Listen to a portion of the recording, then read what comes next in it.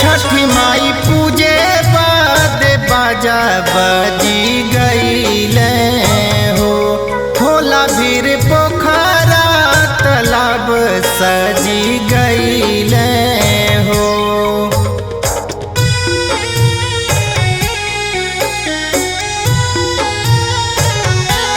छठी माई पूजे बाद बाजा बजी गईले हो, होला भीर पोखरा तालाब सजी गईले हो।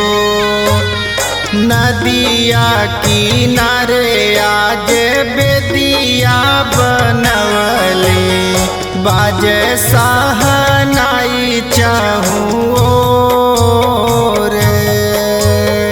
चलली सोहागिन पिया जी के सखवा, भरल उमंग पोरे पोर।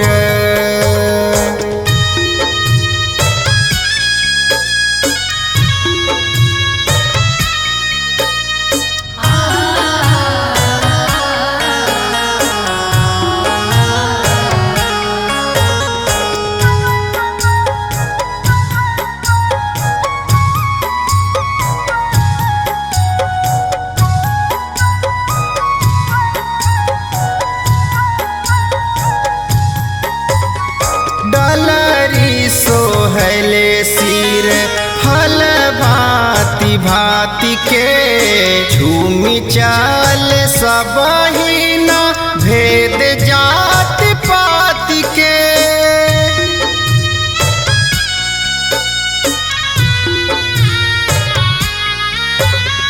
डलरी सोहले सिर फल भांति भांति के, झूमी चाल सबही न भेद जात पाति के। छठी घाटे मैया जी के जय जयकार भइले हो, बाझिनी के गोदिया में ललना सोहैले हो।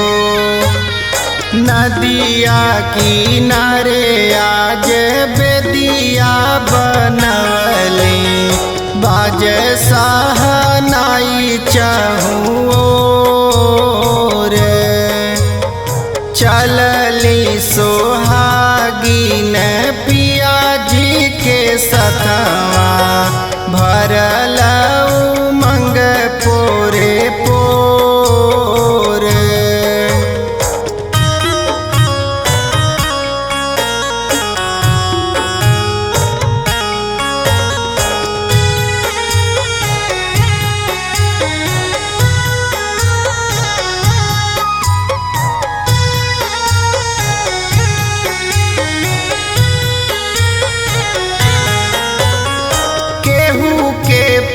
जाइल प्यास आस लिहले केहू बा, दूध पूत से जुड़ाइल पूजे आइल केहू बा।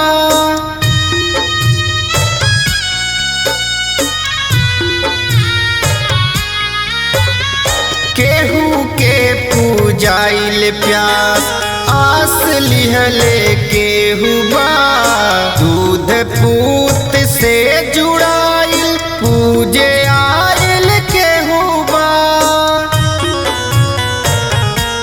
उगी है सूरज देव अर्घ देवे अइली हो, राम बदन मगन आज असरा पुरैली हो। नदिया किनारे आज बेदिया बनवले, बाजे सहनाई चाहूँ रे। चलली सोहागिन पिया जी के सथवा।